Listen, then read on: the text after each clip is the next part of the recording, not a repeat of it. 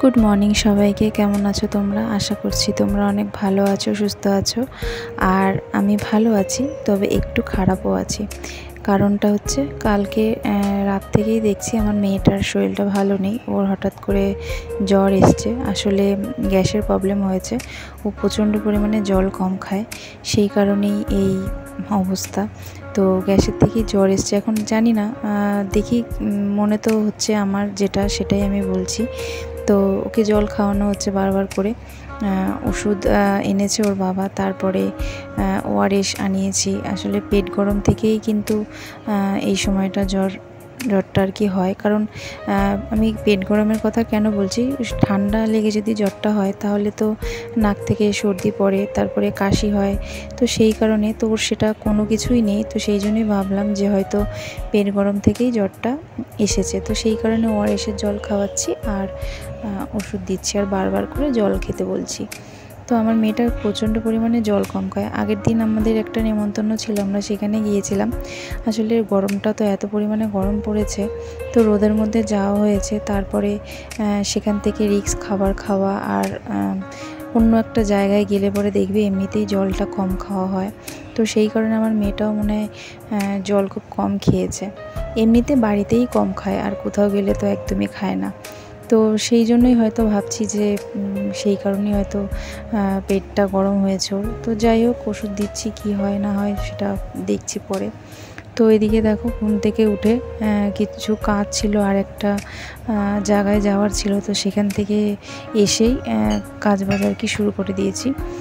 আমি যে শুধু সংসারে কাজ করি তা তো নয়। সংসারে কাজ সেরে তারপরে আমাকে আবার মেশিনের কাজ করতে হয়, ছেলে মেয়েকে দেখতে হয়। তো সমস্তটাই একা হাতেই মানে আর কি করার চেষ্টা করছি যতটা পারি।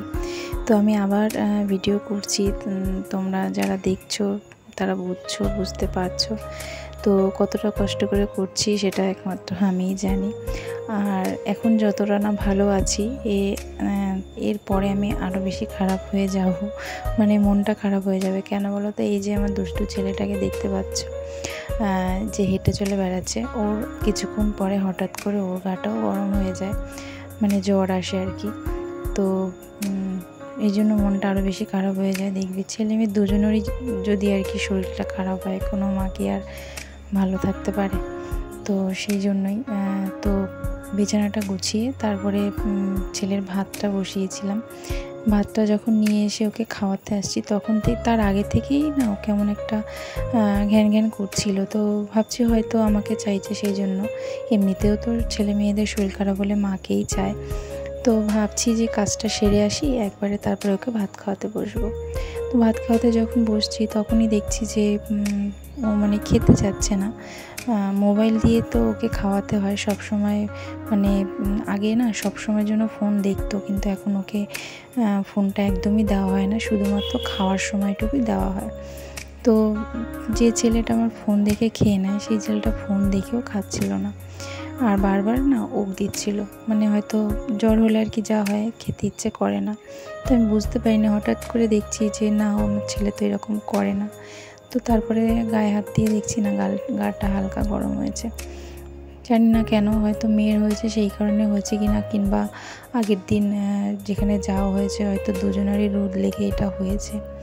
তো যাই হোক, দিকে ছেলেটা ভাবছিলাম যে কলাটা খাবে। কলাটা ধুয়ে নিয়ে যখন গেছে, ও কিছুতেই খেতে চাচ্ছিল না। তো যাই হোক, একে আর আমি মানে জোর করলাম না, রেখে দিয়েছি পরে। তো এই দেখো, ওর মুখটা দেখে বুঝতে পারছো, একটু আগেও খেলা করছিল, কিন্তু এখন কিন্তু একদম মুখটা একদম ছোট্ট হয়ে গেছে, আর ঘুম পাচ্ছে মনে হয়। ঠিক আছে, তো চলো আজকে এইটুকুই। দেখা হচ্ছে নেক্সট ভিডিওতে। টাটা।